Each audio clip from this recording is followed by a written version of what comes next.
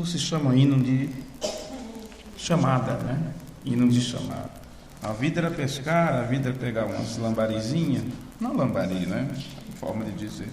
Os peixinhos para lá e para cá, para sustentar a família, até que Jesus olhou nos olhos e disse: vem e segue-me. Quando você sente esse chamado, não há quem te segure, não. Diz: Senhor, eu vou contigo procurar outro mar. Ele disse: então eu vou fazer vocês pescadores de homens. E aí estamos até hoje pescando, né? Pescando. Boa tarde a vocês. Vocês que vieram neste culto, quero dar as boas-vindas e agradecer a todos pela consideração que vocês têm tido pelo trabalho, pelas orações, as doações, tudo que vocês têm feito para darmos continuidade. Tanto a igreja presente quanto os irmãos que estão nos ouvindo à distância. Boa tarde a todos. Estamos chegando na reta final aí de mais um ano, né? Graças a Deus. E logo estaremos aí preparando nossas palavras iniciais para a chegada de um novo ano, né? Se nós estivermos vivos até lá, nunca se sabe. De vez em quando morre um. Ontem mesmo o irmão Nilton morreu, né? Nós o sepultamos ali dentro de um tanque de água, levamos ele em determinado local e o batizamos, o sepultamos em nome do Senhor Jesus Cristo, né? E ele está muito feliz e nós também estamos muito felizes. Graças a Deus por tudo, né? Nós estamos programando mais uma viagem ali para Cardoso Moreira, para juntos cultuarmos com os irmãos, o irmão Elias Matos, né? Elias Evangelista Matos, e a sua família. E eu acredito que o irmão Antônio vai comigo, não sei quais outros irmãos que estão dispostos também aí. Até agora ninguém me confirmou e eu não posso esperar para a última hora, né? Eu termino indo sozinho, como da outra vez eu fui sozinho para Belo Horizonte com o irmão Ronaldo. Então, quem estiver disposto, nós vamos sair daqui talvez na sexta-feira e voltando no domingo. E seria bom que todos vocês que ficam pudessem estar aqui no culto de domingo, porque vamos ter pregador aqui no domingo, viu? Bem, eu não tenho aviso para hoje, apenas agradecer o Paulinho, já está dormindo já, né?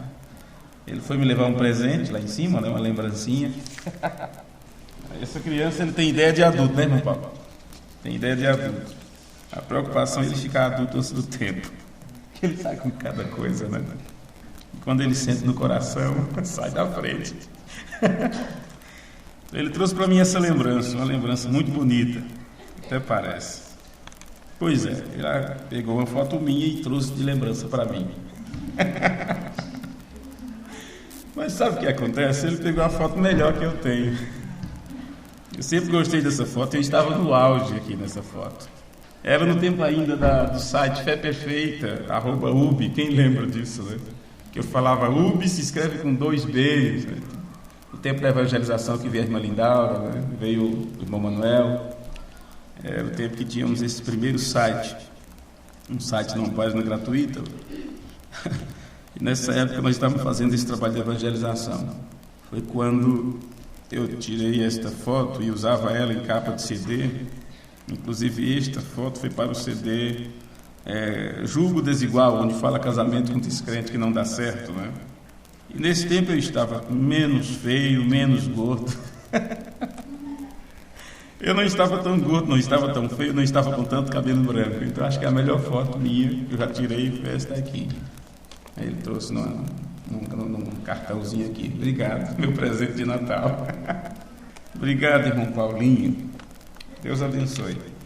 Vamos nos colocar de pé, meus irmãos. Vamos ler as Escrituras. Como vocês sabem, no mês de junho passado, o reverendo Kossuek, ele iniciou uma série de ensino que ele intitulou A Doutrina de Cristo. E nesta série, ele pega tudo o que ele já pregou durante os anos, né, espalhados em seus sermões, e juntou em uma única série.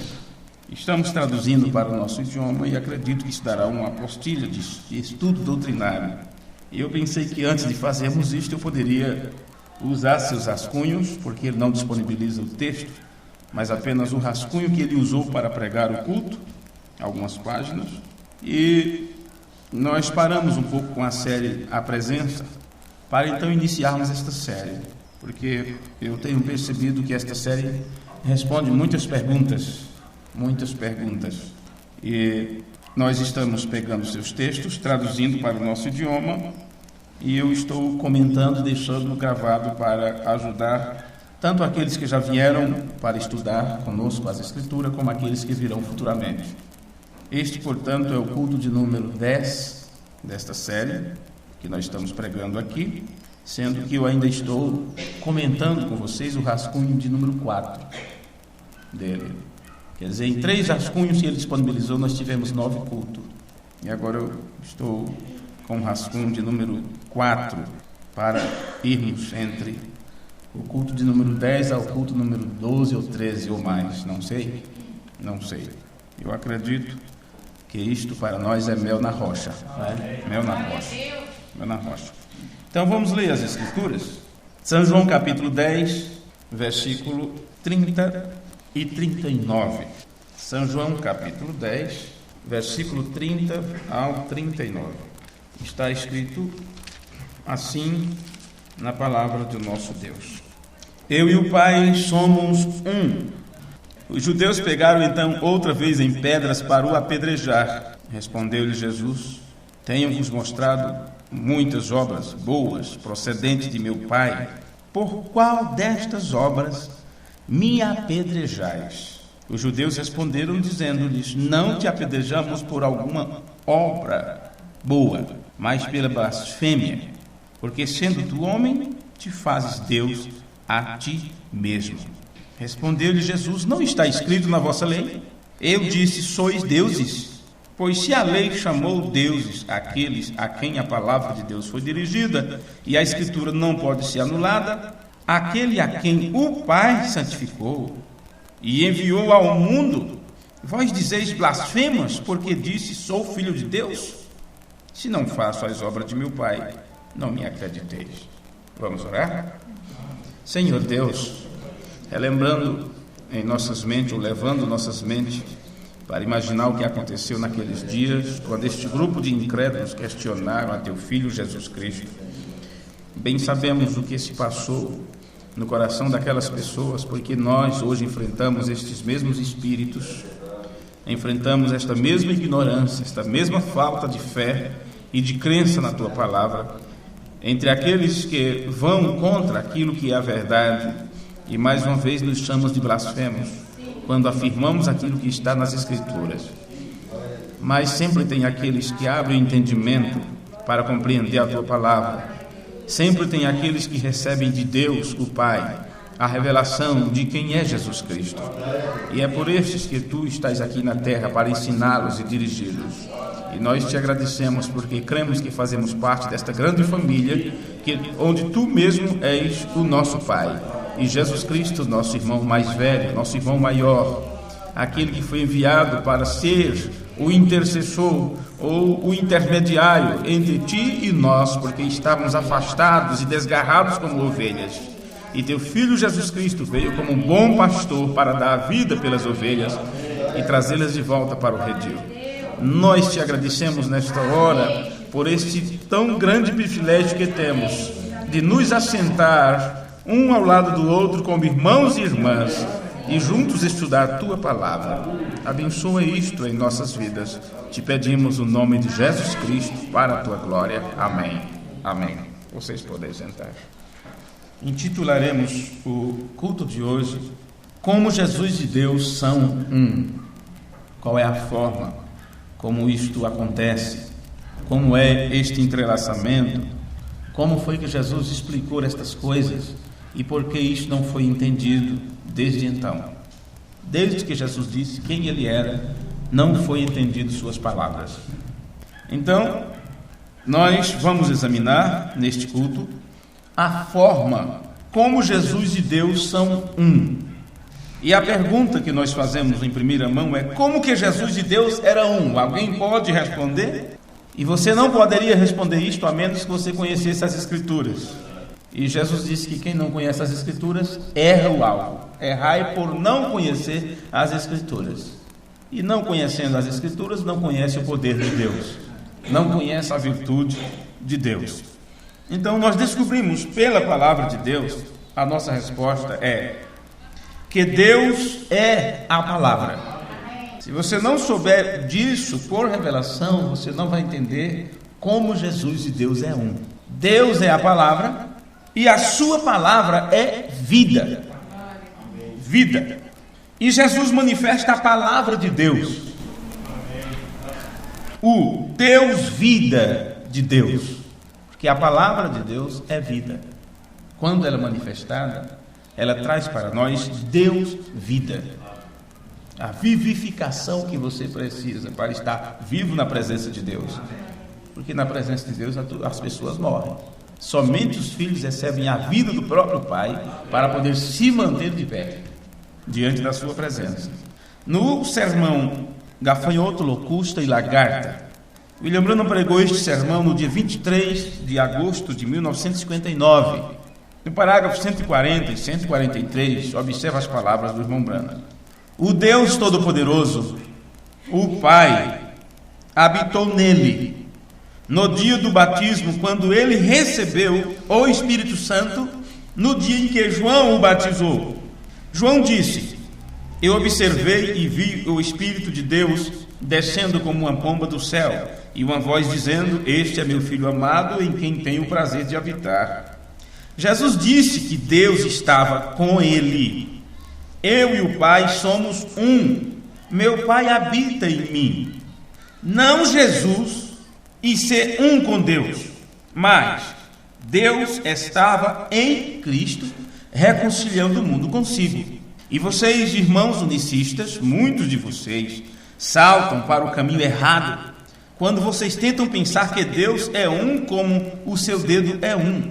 Ele não pode ser o seu próprio Pai, ele não pode ser. Eu não sei que parte aqui que não entenderam, não é? Agora, o irmão Branham está nos permitindo saber, com estas suas palavras, que Deus e Jesus eram um, no sentido em que Deus estava habitando no corpo de seu Filho. Mas eu também quero mostrar isso para vocês, que esta unidade entre Deus e seu Filho, ela foi mais além. Ela foi mais do que apenas Deus habitando em seu Filho. É mais do que isso. O fato é que Jesus e Deus são um, porque Deus é a palavra e Jesus manifestou esta palavra no mesmo sentido que Deus era um com a sua própria palavra. Assim como Deus é um com a palavra, Jesus se torna um com Deus e manifesta para nós esta palavra para que nós também nos tornemos um com Deus. Jesus disse em João capítulo 5, versículo 17: mas Jesus lhes respondeu: meu Pai trabalha até agora e eu também. Nós entramos nesse detalhe 2 cultos anteriores a este, quando falamos sobre as visões de Jesus. Então, para aqueles que aprenderam aquela parte, agora nós pegamos mais este esclarecimento. Em João 5, versículo 19 ao 21, observe como está na Bíblia. Em verdade vos digo, João 5, 19. Em verdade vos digo que o Filho por si mesmo não pode fazer coisa alguma, se o não vir fazer o Pai. Porque tudo quanto ele faz, o Filho o faz igualmente. Porque o Pai ama o Filho e mostra-lhe tudo o que faz.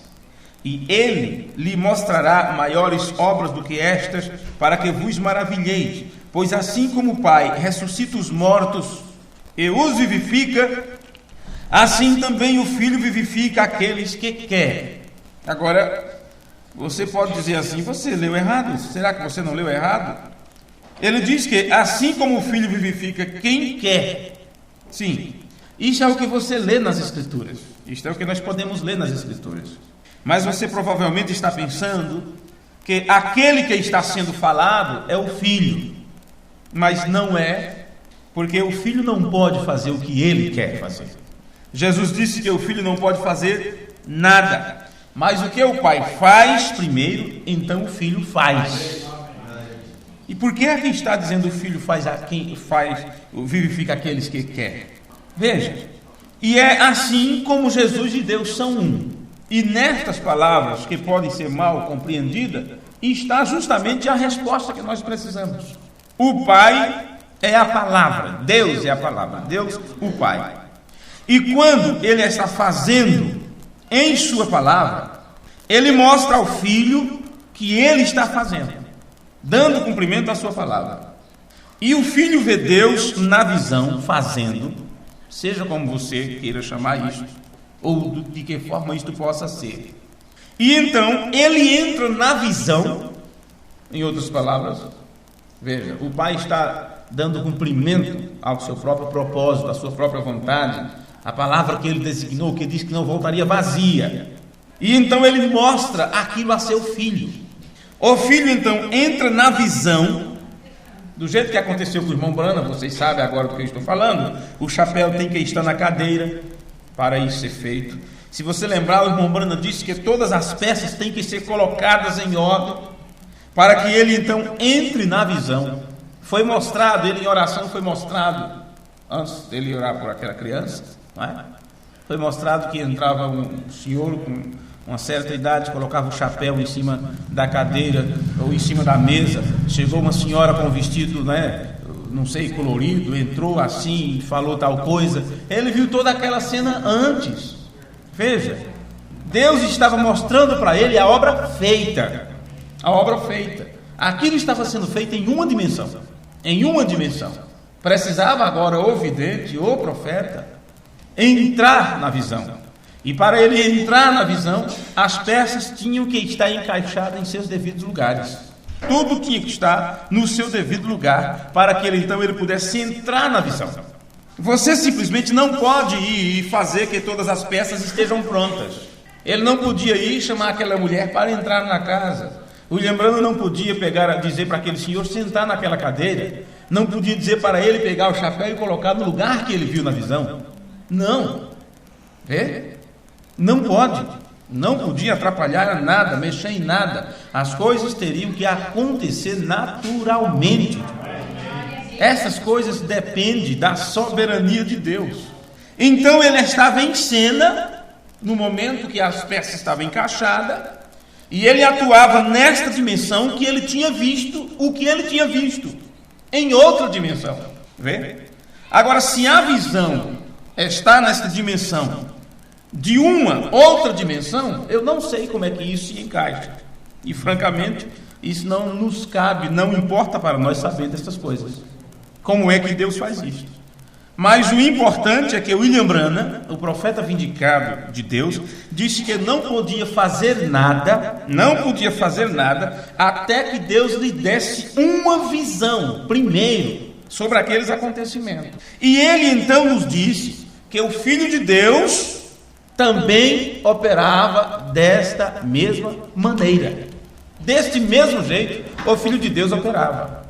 Vê? Primeiro Deus mostrava a visão e ele então fazia o que Deus disse. O que Deus disse para fazer, o que Deus mostrou para ele fazer. A mesma coisa acontecia no ministério do irmão Branham. Agora, antes de nos aprofundar nesse aspecto da unidade de Deus, vamos voltar para aquele ponto do início, não é? O primeiro argumento de como Deus estava vivendo em Jesus, como é que Deus e Jesus eram um. Jesus explicou como que ele e Deus eram um. Ele disse isso em várias escrituras. Ele disse que Deus estava nele. A forma que eu sou um com o Pai é porque o Pai está em mim. Esta é o pensamento aqui. Se vocês quiserem abrir suas Bíblias e acompanhar comigo a mesma leitura que nós fizemos, isso seria muito bom, outra vez. Em João capítulo 10, versículo 30. João 10, versículo 30. Veja aqui as palavras de Jesus. E vamos analisar elas com certo cuidado, com certo interesse, como temos que fazer com toda a Bíblia. Eu e o Pai somos um. Aqui é onde os unicistas, ou só Jesus, param bem aqui. Eles leem esta declaração sem tentar descobrir o que Jesus estava dizendo com esta afirmação. Eu e o Pai somos um. Jesus, porém, não explica a si mesmo. Ele não explica a si mesmo. Ele só diz: meu Pai habita em mim, o qual me faz ser um com ele. Este é o pensamento. Porém, ele não explica desta forma. Isso significa, Jesus não explica a si próprio. Ele poderia ter dito: eu estou fazendo essas obras porque o Pai está morando dentro de mim e Ele me mostra o que fazer. Ficaria claro, não ficaria assim? Mas Ele disse isso. Não posso fazer nada sem que o Pai me mostre. O que o Filho vê o Pai fazer, então faz igualmente. O Pai está em mim fazendo as obras. Eu e o Pai somos um. Se você juntar todas as declarações que Jesus deu, você vai ter exatamente a doutrina que estamos mostrando hoje para as pessoas. Eu e o Pai somos um. Os judeus pegaram então outra vez em pedras para apedrejá-lo. Respondeu-lhe Jesus: tenho-vos mostrado muitas obras boas procedentes de meu Pai. Por qual destas obras me apedrejais? Aqui está a chave, bem aí, para a compreensão de como Jesus e Deus são um. Ele disse: muitas obras boas da parte de meu Pai eu vos mostrei. Ele não estava afirmando ter feito estas coisas sobrenaturais por conta própria. Ele está afirmando que o seu Pai e ele têm um arranjo aqui, ou um relacionamento muito especial. Eu tenho mostrado muitas obras boas da parte do meu Pai. Quer dizer, não é minha. Ele estava ali para expressar, para mostrar, para apresentar isto a eles, para declarar isto a eles. Ele afirma que o seu Pai faz as obras, que é o que ele já disse no versículo 19, antes disso aqui. Vê? Então ele diz: por qual destas obras, estas obras que é da parte de meu Pai, que eu tenho apresentado a vocês, por qual destas obras vós me apedrejais? Em outras palavras, vocês viram as obras que só Deus pode fazer. Vocês lembram que eles disseram: como pode um homem fazer esse tipo de obra? Tem que ser Deus. Ficava aquela dúvida. O que Jesus estava dizendo assim: eu tenho feito muitas obras da parte do Pai, por qual delas vós me apedrejais? O sentido claro deste pensamento que Jesus estava apresentando a eles era: vocês viram as obras que só Deus pode fazer, pois nenhum homem pode fazê-las se Deus não estiver com essa pessoa. Vê? Então, qual destas obras vindicadas, que o homem não pode realizar, qual destas obras vocês estão questionando? Foi a ressurreição? Foi o homem da mão mirrada? Foi o outro? Foi o filho da viúva? Foi a dor de cabeça da sogra de Pedro? Qual destas obras vocês estão questionando? Isso é o que ele estava dizendo para os judeus aqui, para os fariseus. Versículo 33. Os judeus responderam que eles não eram doidos a apontar uma das obras, que eles sabiam que tinha que ser Deus para fazer aquilo. O problema é que a incredulidade é tão grande que os infelizes chegam a dizer que é demônio só para não testificar que é obra de Deus. São os blasfemos por isso.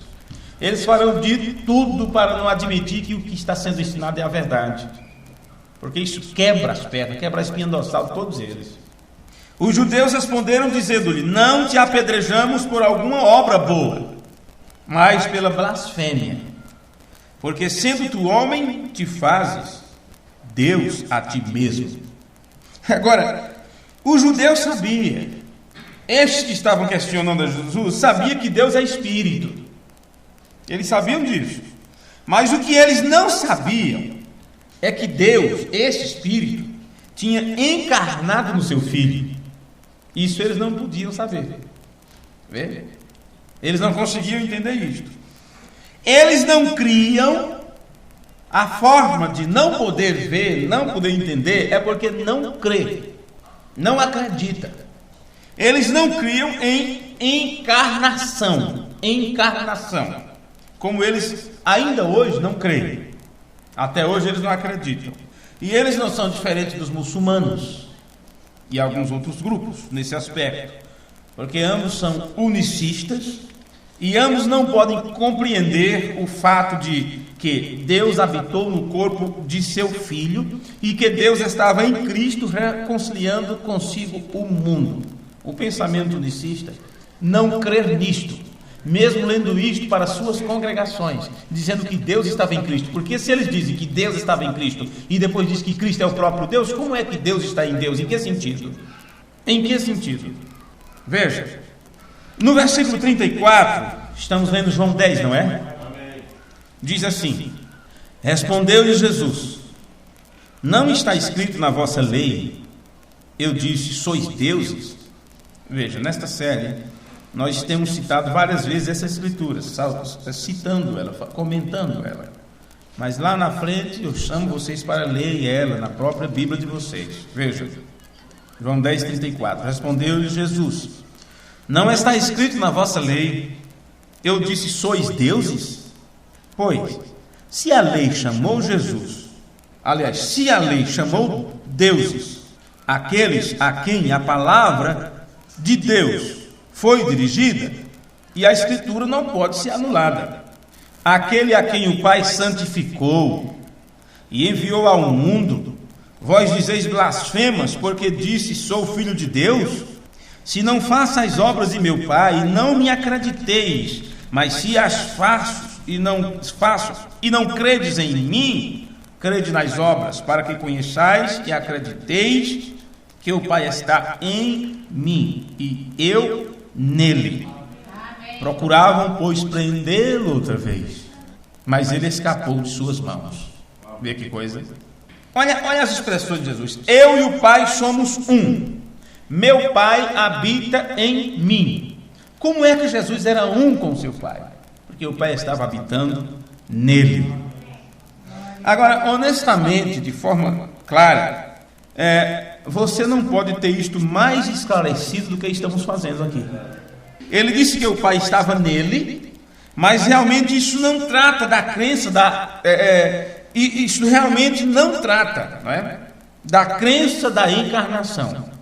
Como você pode entender isto? O que eu acho estranho é que tanto os judeus como os muçulmanos, eles conseguem crer que o homem pode ser habitado por espíritos malignos. Eles creem nisso, ou pelo próprio diabo, mas negam que Deus habitasse em um homem chamado Jesus, seu filho.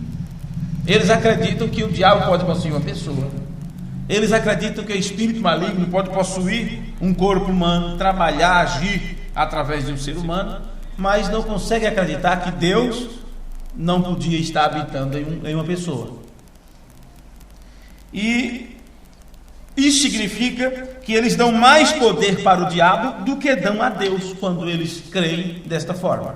Quer dizer, o diabo pode fazer e Deus não. O diabo pode habitar no camarada e ficar endemoniado, mas Deus não podia possuir o corpo de seu filho e trabalhar através dele. E Jesus dizendo, é o Pai que está em mim. Ele não estava dizendo que estava com ele, acompanhando, ou do lado. Ele estava dizendo que estava dentro dele. Vamos examinar outra escritura, onde Jesus falou de Deus estando nele. Vamos voltar para João 14, versículo 6. São João 14.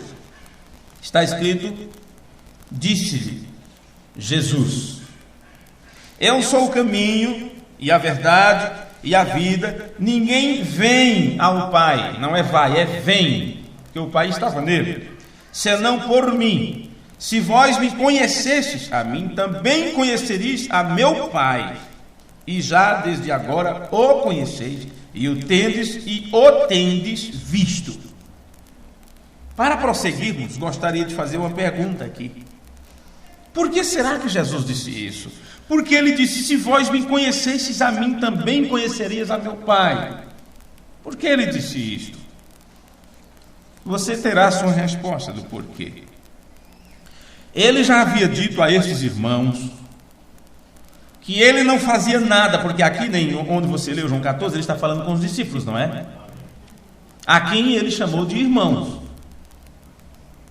Ele já tinha dito a estes irmãos que ele não fazia nada, é certo que ele via o Pai fazer primeiro, e então ele também fazia em seguida. Sendo assim, quando ele o fazia, era o Pai fazendo primeiro, e Jesus apenas entrava na visão para trazê-la para esta dimensão, trazer esse feito para esta dimensão. Então, em essência, o que eles ouviam fazendo, na realidade, era o próprio Pai que estava fazendo. É por isso que ele disse, quando você vê a mim, você vê o Pai. E outra coisa, ele veio à imagem do Pai e em nome do Pai, para que o corpo fosse habitado por dois seres, tornando um ser dual. Tornando um ser dual. Como o irmão Branham disse, em vários sermões já pregamos sobre isso e podemos analisar pelo menos uma ou duas citações aqui. Na palestra que tivemos em Porto Feliz, o pastor Paulo disse, praticamente no meio da palestra, disse: o irmão poderia falar um pouco sobre este ser dual, porque a minha igreja não está entendendo isso ainda. Eu tenho passado algumas coisas para eles, mas eles ainda não estão entendendo claramente esta parte. É que homem humilde, um homem daquela categoria, uma eminência, podemos dizer, não é? É doutor, veja, tem os seus diplomas, tem os seus graus, vários anos vamos dizer assim, de trabalho em sua área, inteligentíssimo, mas teve a humildade de dizer: o meu povo não está entendendo ainda esta parte. O irmão poderia falar um pouco sobre isso? Por isso foi um culto de quase 3 horas, né? Um culto de quase 3 horas. Ele estava ali para puxar meu paletó na hora de parar, né? Então, se deixou, vamos indo. Mas aqui eu tenho que puxar meu próprio paletó, né? Quando eu vejo a cara de vocês meio assim, meio cansada, está na hora de deixar o povo ir para casa, então. Veja aqui, veja isto.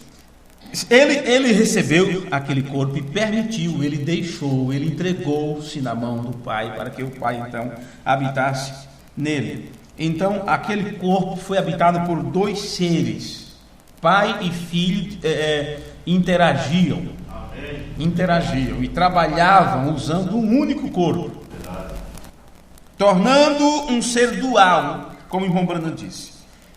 Vamos ler o sermão Jeová Jireh, do dia 24 de abril de 56, parágrafo 53. Jeová Jireh: essa é a razão porque as pessoas não conseguiam entendê-lo. Às vezes era Cristo falando, ou era o Filho falando. Outras vezes era o Pai falando. Quer dizer, uma vez era Cristo, o Filho ungido, e outra vez era o Pai que o ungiu. Ele era uma pessoa dual. E eu não sei o que nossos queridos irmãos entendem como dual. Dual não pode ser um, é dois. Não é? Não pode ser um, é dois. E a divindade tem que ter dois seres envoltos: Pai e Filho. A plenitude da divindade em corpo. Vamos ler aqui do irmão Branham. Era o Filho falando, outras vezes era o Pai falando. Ele era uma pessoa dual. Ele era um homem, o Filho. Deus estava nele, o qual estava tabernaculando nele, quer dizer, fazendo morada, habitação. Mas o que ele fazia? Será que ele saía por aí dizendo: eu sou o curador? Muito pelo contrário, ele disse: eu não sou o curador. Ele disse: não sou eu que faz as obras, é o meu Pai que habita em mim. Em São João capítulo 19, quando ele foi questionado por passar por um monte de aleijados, coxos, mancos, paralíticos, pessoas cegas, curou um homem deitado em uma cama. O Pai lhe mostrou para ir lá e curar. Amém. Ele foi seguindo uma visão, obedientemente seguindo a visão. Afastou-se e deixou o resto deles lá deitados, e questionaram-no. Um homem carregando sua cama no sábado. Ouça o que ele disse, São João 5,19. Em verdade vos digo, o Filho não pode fazer nada em si mesmo, mas o que ele vê o Pai fazer, isso o Filho faz igualmente. Não foi isso que ele disse? Eu não faço nada até que o Pai me mostre uma visão primeiro sobre o que fazer. Veja como o irmão Branham explicou esta parte, né? Agora, esse versículo seguinte, aqui deixamos um pouquinho essa citação do irmão Branham, porque futuramente nós vamos ler isso muitas vezes, até que o prego fique batido e a ponta virada ainda, para ser meio complicado tirar, né? Esse versículo seguinte que lemos aqui é outro dos versículos favoritos dos Só Jesus, dos irmãos unicistas. Mas como eu mencionei antes, eles leem somente o versículo 8 e 9 e não vê até o versículo 10 e 11. João 14, onde estávamos lendo antes. João 14, versículo 8 e 9. Você vai ver onde é que eles param, né? Veja aí nas suas escrituras. Disse-lhe Filipe: Senhor, mostra-nos o Pai, o que nos basta. Quer dizer, queremos tanto ver isso. Olha, se tu não mostrar esse Deus maravilhoso, é só isso que a gente precisa. Eu até posso morrer, porque é o que nos basta, né? Posso morrer sossegado se eu ver esse Deus. João 14, 8. Disse-lhe Jesus: estou há tanto tempo convosco, porque esse é o problema aqui, ó. Eles queriam ver o Pai, e eles ouviram de Jesus as palavras: estou há tanto tempo convosco. Agora, se eu já sei que ele era um ser dual, e que uma hora era o Filho que falava, outra hora era o Pai que falava, só o mesmo Pai podia estar falando essas palavras agora, né? Ou vamos ter que separar, deixar em negrito, para as pessoas saberem quando é o Pai que fala, quando é o Filho que fala. Só faltava isso, né? Disse-lhe Jesus: estou há tanto tempo convosco que não me entendes conhecido, Filipe. Eu só posso entender que isto é Deus, o Pai, falando através do Filho. E em sequência, quem fala é o Filho. Quem vê a mim, vê o Pai. E como dizes tu, mostra-nos o Pai. Interessante você pensar sobre isto, como poderia ser essa interação, esse interagir de Deus e seu Filho Jesus, em um único corpo. Como o irmão Brando explica, uma hora era o Pai que falava, outra hora era o Filho que falava. Agora, se você acompanha o ministério de William Branham, veja que no momento da inspiração, quando ele estava orando, atendendo os enfermos e tendo visões, muitas coisas ele não sabia, que disse só quando ele ouvia a gravação depois. E ele revelava o segredo do coração e dizia: você ouviu o que foi dito, não fui eu. Ele nem sabia o que ele tinha acabado de dizer, só sentia que a boca se abriu e as palavras saíram. Só quando ele ouvia a gravação da fita era que ele viu, que ele ouvia o que ele falou naquele momento. Disse: não fui eu que disse, não fui eu que falei. Então, somente um homem que pôde sentir isto em sua própria pele podia entender o ministério de Jesus Cristo e saber como foi que Deus trabalhou lá no passado, para poder dizer para nós como era que Jesus era um com o Pai. Vê? Então veja, quem vê a mim vê o Pai. Como dizes tu, mostra-nos o Pai? Agora, da forma que nós mencionamos, os unicistas ou os só Jesus, eles param aqui. 95% ou mais que isso dos grupos da mensagem, eles param aqui. Mas, novamente, se você for honesto ao ler as Escrituras, vamos ler para descobrir como eles são um e como que, quando você vê Jesus, você vê o Pai. Está aqui nessas Escrituras. Por quê? Só dizer que quando você me vê, você vê o Pai, não lhe diz nada sobre como isto é feito. Não diz. Portanto, a fim de ver o que Jesus diz para explicar como que, quando você o vê, você vê o Pai, você tem que ler os versículos seguintes e não parar aí. Versículo 10 e 11. Não crês tu que eu estou no Pai e que o Pai está em mim? As palavras que eu vos digo, não as digo de mim mesmo. Veja, por isso que eu penso: estou há tanto tempo convosco, você não me conhece ainda, rapaz. Estou escondido aqui. Estou escondido nessa simplicidade, nesse corpo simples igual de vocês. Estou escondido bem aqui. Olha, as palavras que eu vos digo, não as digo de mim mesmo, mas o Pai que está em mim é quem faz as obras. Crede em mim que eu estou no Pai e o Pai em mim. Crede-me, ao menos por causa das mesmas obras. Como se Jesus estivesse implorando para as pessoas verem o que estava acontecendo. Novamente, Jesus está batendo neles com a vindicação. Vê? Com obras. Algo vindicado que só Deus podia fazer. Quando ele fala para crer nele por causa das obras, porque ele simplesmente explicou que não é ele que faz estas obras, mas é o seu Pai que está habitando nele que faz estas obras. E ele mesmo afirma que as palavras que ele fala também não são suas, não é dele. Então Jesus e Deus são um, em razão do Pai habitar nele, dirigindo-o pela palavra. É assim que Jesus e Deus são um. Veja o que disse William Branham no sermão Conferência. Essa do dia 25/11/1960. Quem a tiver é o parágrafo 73. Quando ele disse: não sou eu que faço as obras, é meu Pai, ele habita em mim. Meu Pai e eu somos um. Eu e o Pai somos um. Meu Pai habita em mim. E ele fez as mesmas obras que ele fez quando ele habitou naquele corpo de pé perante Abraão. Veja, para onde Mambrana leva. Aquele mesmo ser que estava naquele corpo de pé, Abraão, você sabe, Abraão chamou de Elohim, não é? Senhor. Isto era Deus mesmo. Em outra, Deus apareceu a Abraão, não foi uma vez só. Em um momento, ele se apresentou como rei de justiça, o rei de paz, Melquisedeque. Este é o próprio Deus. E agora ele se apresenta como juiz de toda a terra. E Abraão o adora e diz: meu Senhor, que é Elohim, meu Senhor. Naquele corpo que Deus se apresentou para Abraão, ele fez um trabalho, ele fez uma obra que nenhum homem podia fazer, né? Sara estava lá na tenda, né? E ele estava de costas para a tenda conversando com Abraão, e lá Sara fez um ar de riso. Disse: Abraão, vim te dar a promessa, no tempo da vida eu te visitarei e Sara terá um filho.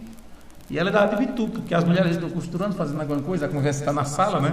E elas prestando atenção. Daqui a pouco elas se metem na história. Não é assim não, Zé. Lembra, mãe? O pai não podia fazer o negócio. E o comprador de bode lá em casa, comprar os bodes, comprar cabra, alguma coisa assim, né? A ovelha. Estava pai fazendo negócio lá perto do cercado, assim. Longe. Mas mãe, um ouvido, que misericórdia. Ali ficava sabendo o preço, toda a discussão, e daqui a pouco ela diz lá: mas não é possível que você vai ser enganado por esse homem. Vão enrolar Zé. Cuidado. Os caras não valendo é assim, não, gente? Mas um cuidado. Isso vale mais do que isso, que ela cuidava dos animais. Aquela coisa. Ficava de bituca, como dizem, prestando atenção. Sara era assim também, viu? E o cuidado de Abraão, né? Chamava ele de Senhor, um respeito, aquele cuidado. Quando ela viu aquele homem dizendo para Abraão que eles iam ter um filho, e ela pensou, ela já com quanto? 65 anos? Abraão 75.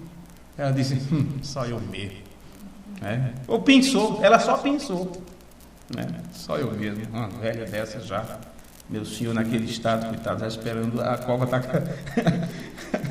já com o pé na cova, como podemos gerar filho? De aquele ar de riso, que, sabe, aquele debochezinho assim. Daqui a pouco escutou como ela estava de bituca para o primeiro ato, teve que ouvir o segundo. Por que Sara riu? Disse: eu não ri, meu senhor. Sim, tu riste.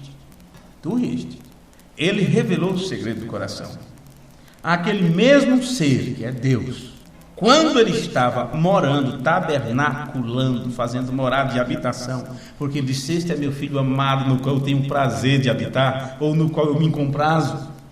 Quando ele estava no corpo do seu filho, ele fez a mesma coisa que fez lá. Era os fariseus sentados, só aquela mulher, aquela vida que ela tem. Se ele fosse um profeta, ele sabia que aquela mulher é uma prostituta. Eles pensavam só isso. Jesus se virava e disse: escuta aqui, vocês acham que eu não estou sabendo o que vocês estão pensando? Não. Eu entrei aqui e vocês não me deram, não lavaram meus pés, vocês não me deram unguento. Essa mulher já está fazendo tudo isso. Agora, só para que vocês saibam quem eu sou, os pecados delas estão perdoados. E vocês tenham cuidado para não morrer na incredulidade de vocês, né? Então, aqui é isso que o irmão Branham está mostrando, que aquele mesmo ser que estava diante de Abraão e estava agora no corpo de seu filho, trabalhando através do corpo de seu filho. E o irmão Branham, ele faz uma sequência, ele faz aqui uma linha, como eu poderia dizer, sabe, um rabo de pipa? Que os meninos pegam um negócio e amarram no outro, e faz a rabiola, como dizem, né, para poder ajudar a voar. O irmão Branham pegou uma citação, uma palavra, outra, e juntou para formar uma só aqui. Olha. Eu vou ler de novo para vocês. Quando ele disse: não sou eu que faço as obras, isso é um pedaço da tira, né? Sim, o entrelaço. não sou eu que faço as obras, é o meu Pai. Ele habita em mim. Meu Pai e eu somos um. Eu estou lendo corrido, viu? As palavras de Mombrana. Isso não é coisa isolada, não. Em uma citação ele faz tudo isso. Meu Pai e eu somos um. Eu e o Pai somos um. Meu Pai habita em mim. Fecha aspas aqui. E ele fez as mesmas obras que ele fez quando ele habitou naquele corpo de pé perante Abraão. Ficou mais claro agora, né? Depois que eu fiz esse texto. Pois bem, no sermão Como Fui com Moisés, dia 5 de maio, mês 5 é maio, né? De 1951, parágrafo 15. Você percebe, nós podemos ir em todos os sermões de Mombrana, todos, até o último que ele pregou. E ele sempre explicou a mesma coisa quando chega nessas partes. Veja no sermão Como Fui com Moisés, parágrafo 15. Quando Jesus de Nazaré, reticente, eu creio que o Pai estava nele, que todas aquelas grandes coisas que eram do Pai foram dadas ao seu Filho, todas as grandes bênçãos e dons, pois ele era simplesmente a expressa imagem do Pai. E nele habitou toda a riqueza de Deus, habitando nele, aqui, olhando para cima. E ele disse, eu e o Pai somos um, meu Pai habita em mim. Você vê que Mombrana sempre explica, porque quando ele pega as palavras, Jesus dizendo, eu e o Pai somos um, em sequência ele mostra outra parte, que é porque Deus estava habitando nele. É exatamente o que o Senhor era, Jesus era. Ele era a imagem expressa dele. Ele estava na forma de Deus aqui. E todos os poderes de Deus formados e postos em um corpo humano. Ele disse, não sou eu que faço as obras, é o Pai que habita em mim. Ele faz as obras. Sermão Como Fui com Moisés, parágrafo 15, do dia 3/5 de 1951. Agora, como foi que Deus habitou em seu Filho? Bem, a Escritura nos diz que isto é um mistério. Você sabe sobre como é que você vai entender possessão, não sei como chamar isso, quando uma pessoa é dominada ou é possuída por um espírito, e o espírito fala através desta pessoa, realiza alguma coisa através desta pessoa. Eu já participei de sessão espírita. Já participei, eu tocava para eles dançar. Eu batia umas latas, não era bumbo, usar bumbo, essas coisas, não era lata. Essas latas de sardinha, já faziam um barulho, lata vazia. Tinha a sessão espírita e participei, via quando os espíritos baixavam, via o camarada, o médium, tomar a garrafa de cachaça ou duas. E depois não ficava nem um cheiro daquilo. Tente, vá lá. Você não vai fazer isso, claro. Mas tome uma dose para você ver. Você sai todo tonto e começa a ficar meio dormente, né? Começa a ficar a cara meio dormente. Tu vai perdendo a noção. Mas os camaradas, eu vi ele tomar foi 2 garrafas de pitu. Podia ser de caranguejo, podia ser de qualquer coisa. 2. Cada um é o quê? 600 ml? Então 1.200 ml. E depois não tem nem cheiro daquilo. O que é isso? Aí que está.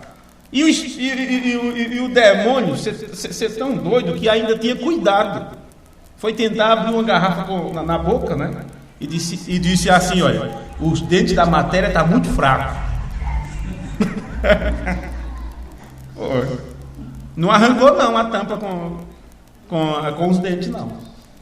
Para não... O cuidado que ele tinha com o cavalo dele. O cavalo, que aí eles chamam de cavalo, né? Sim. Não vou, botou no dente e fez força. O dente da matéria está muito fraco.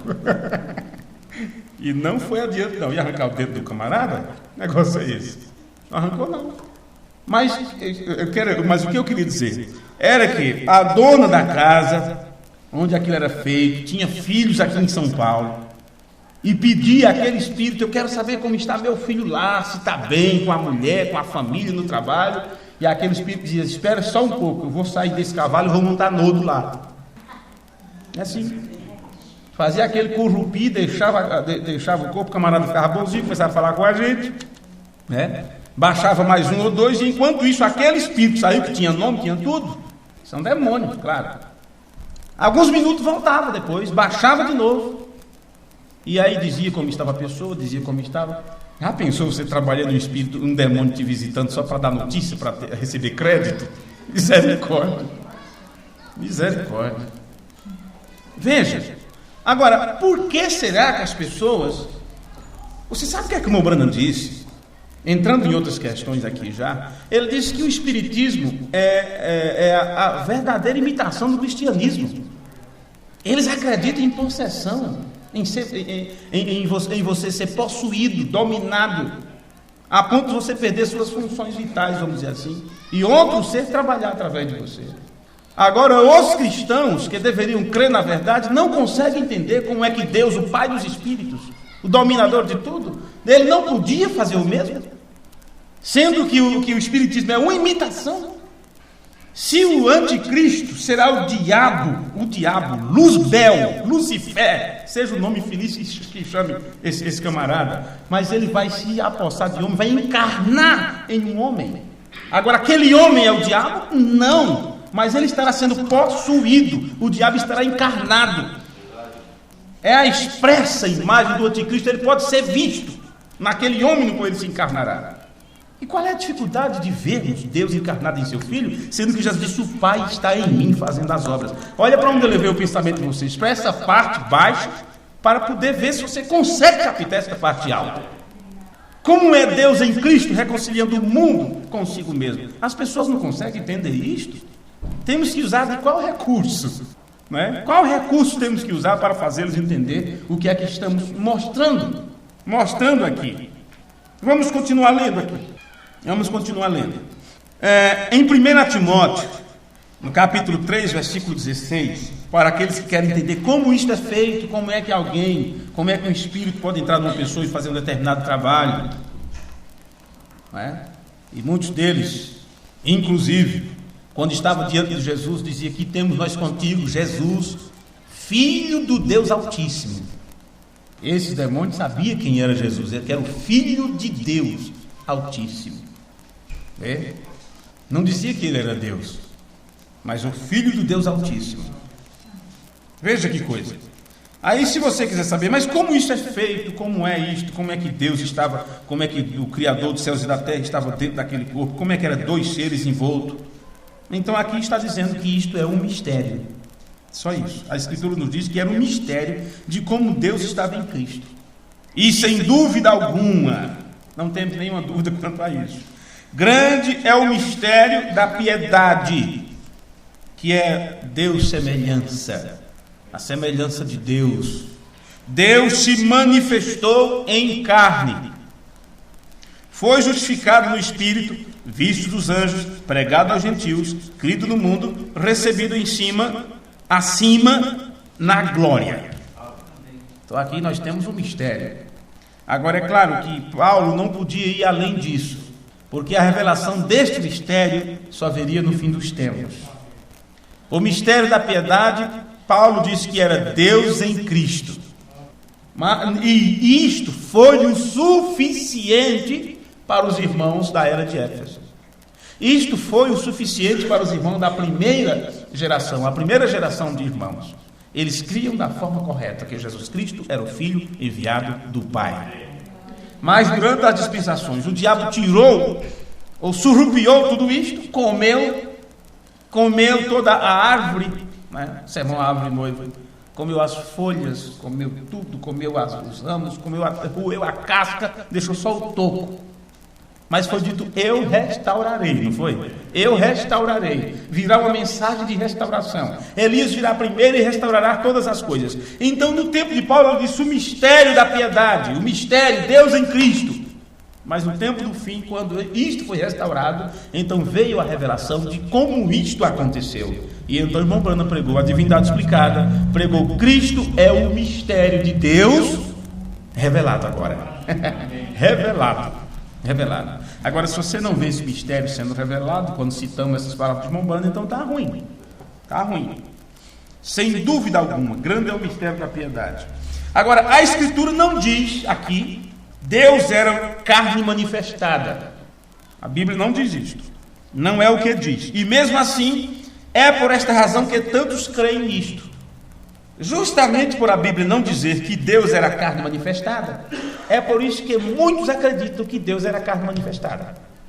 Acreditam no que a Bíblia não diz. Ela diz que Deus se manifestou em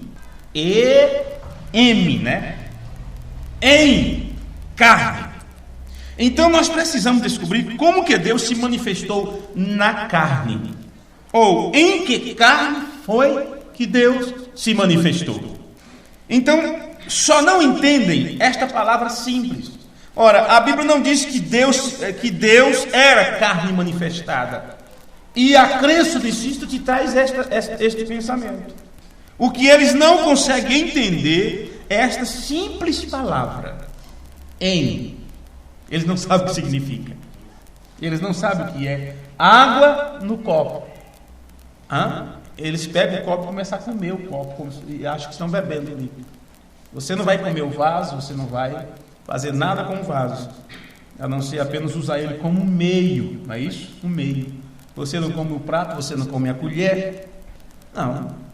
Você bebe a água que está no vaso. Este vaso aqui não é água. Este copo não é água. Essa taça não é água. A água está no vaso. A água habita, ela comporta, ela tabernaculiza no vaso. E é isto que as pessoas não querem entender. Esta palavra tão simples. Em. Deus em Cristo. O Pai está em mim. Isso eles não conseguem entender. Uma simples palavra. Em. E todavia isto é muito crucial para a compreensão da divindade. Se você compreende esta simples palavra. Olha o que o apóstolo São Paulo disse em 2 Coríntios capítulo 5, versículo 19. 2 Coríntios 5, versículo 19. Ele disse: isto é, Deus estava em Cristo. Vê? Esta palavra que eles não entendem o que significa em. Reconciliando consigo o mundo, não lhes imputando os seus pecados, e pôs em nós a palavra da reconciliação. Veja a precisão das Escrituras aqui. Deus estava em Cristo. Deus não era o Cristo, mas Deus estava em Cristo. Essa é a palavra-chave neste versículo. Não diz que Deus era Cristo, porque se dissesse que Deus era Cristo, aí sim a crença no Cristo estava correta. Só Jesus estava correto, se isso tivesse correlação com todas as Escrituras. Mas a Bíblia nem diz isto, e a afirmação que eles afirmam sobre isto é contrário. Toda a Bíblia está contrária a esse tipo de ideia. Não diz que Deus era Cristo, diz que Deus estava em Cristo. Amém. E o irmão Branham disse em seu sermão Vida Escondida, como lemos em culto passado: quando Deus esteve aqui na terra, ele ocupou uma casa de 3 cômodos: a alma, o corpo e o espírito de Jesus Cristo. Agora, se somos honestos, vamos ler isto pelo que ele disse, e sem interpretar mal o que ele está dizendo aqui. Ele disse que Deus ocupou 3 coisas aqui. 3 coisas. Deus ocupou o corpo de Jesus, diz que Deus ocupou a alma de Jesus, e diz que Deus ocupou o espírito de Jesus. Veja, todas as 3 partes de um homem, Jesus. Alguns irmãos tentam dizer que Deus era a alma de Jesus, mas aqui o irmão Branham disse que Deus ocupou a alma de Jesus.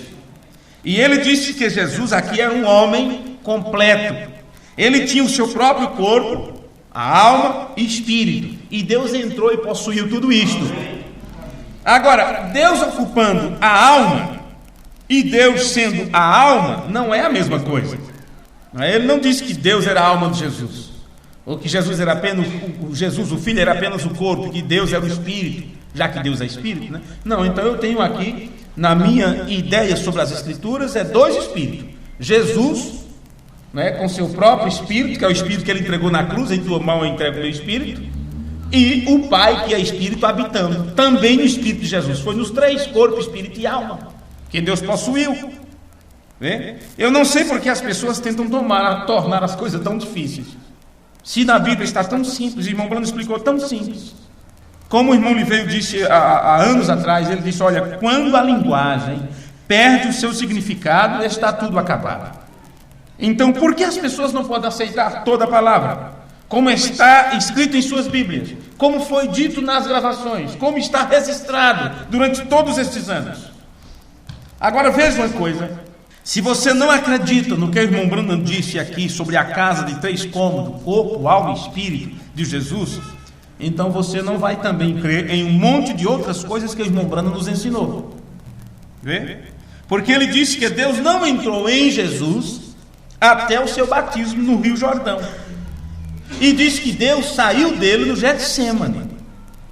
Agora, se você não consegue entender isto, é melhor você descrer, como o Branham disse isso, e começar a dizer que Jesus tinha Deus dentro dele desde que nasceu. E dizer que ele foi como Deus até o Calvário.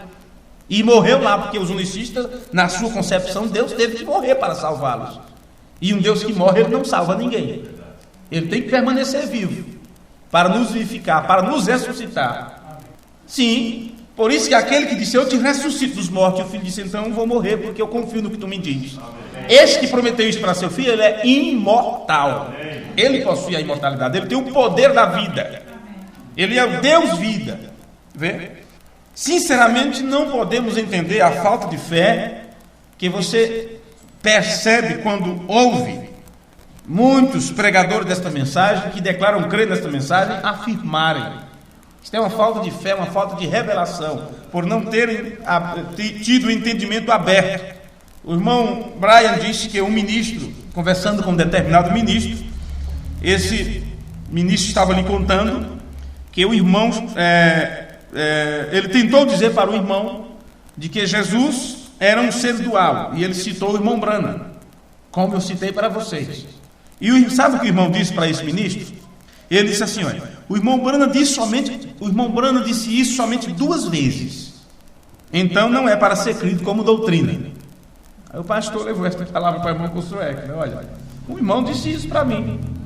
Ah, mas o irmão Branham disse isso só 2 vezes, então não podemos usar como doutrina.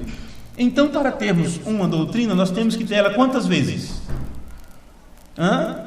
Quantas vezes tem que ser dita para ter algo como doutrina estabelecido nas Escrituras? O irmão Brian disse para aquele pastor, não 2 vezes, irmãos, não 2 vezes. Ele disse isso pelo menos 4 vezes diretas e muitas outras vezes indiretas. Mas essa não é a questão, não é quantas vezes ele disse. Você sabe o que acontece? É aquela palavra que Jesus disse, honestos e tardo de coração para crer em tudo o que os profetas disseram. É isso que são, nécios de coração, retardados, que não conseguem crer em tudo que os profetas disseram. Ficam com uma parte, com a outra não. Quer dizer, tudo com letra maiúscula, né? Nem só de pão viverá o homem, mas de toda palavra. Ah, mas só tem um versículo que fala sobre isso. Só tem um parágrafo que ele disse isto. Isso significa que se ele dissesse isso somente uma vez e não voltasse a fazer uma correção ou outra afirmação, e se ele disse algo somente uma vez, será melhor você crer no que ele disse. É melhor você crer. É melhor você crer no que ele disse. Veja, ou você vai dizer, eu não acredito que essa pessoa está dizendo isso. Eu não acredito que a pessoa está falando uma coisa dessa. Vê? Então, nos escritos do irmão Brian, quando nas anotações dele, ele deixou registrado para nós algo assim. Ele diz, depois disso, ele fala, ai, eu não posso acreditar que eles podem se chamar de ministros desta mensagem e depois não crer no que o profeta disse, ou fazer alguma declaração como, bem, ele só disse isso 2 vezes, por isso não precisa dar nenhuma atenção a ele. Parece-me que o livro do Apocalipse nos diz que, ao deixar de fora uma palavra, você não só vai perder o arrebatamento, mas o seu nome será retirado do livro da vida. E estes são homens guiando igrejas, viu? E estão querendo alcançar o arrebatamento desta forma, tirando aqui e acrescentando ali. É isto o que tem acontecido. Simplesmente não dá para você acreditar que estas pessoas fazem tais afirmações. De qualquer maneira, permita-me ler para vocês 4 citações do irmão Branham sobre Jesus ser um ser dual. Do seu sermão Bálsamo em Gileade, assim nós já vamos concluindo, do seu sermão Bálsamo em Gileade, do dia 18 de 2 de 61, parágrafo 80, o irmão Branham disse: sabe, Jesus, bem no final do seu ministério, seus discípulos não conseguiam entendê-lo, ninguém o entendia. Quantos sabem que eles não conseguiam entendê-lo? Com certeza. Por quê? Eles pensavam que ele tinha uma dupla personalidade. Não, às vezes era ele falando e em algum momento era o Pai falando nele. Aí você não vai crer nisso, porque ele só disse uma vez. Então vamos para a segunda vez. Vejamos a Deus, do dia 29 de 11 de 59, parágrafo 58. Ele disse, irmão Branham falou: ele era um profeta, ele era um homem, citando as palavras da mulher. Eu disse, ele era mais do que isso, Deus estava nele. Ele era um homem, mas ele era uma pessoa dual. Ele era um homem. O Espírito nele era Deus. Eu disse, Deus estava em Cristo. Então aqui nós temos uma segunda vez onde ele disse que Jesus era um ser dual, que tinha 2 seres, o Pai e o Filho trabalhando juntos. No sermão, Senhores, queríamos ver a Jesus, do dia 11 de 12 de 57, parágrafo 21. Agora, Jesus nasceu para um propósito, que era para Deus manifestar-se através deste corpo. Deus estava em Cristo reconciliando o mundo consigo mesmo.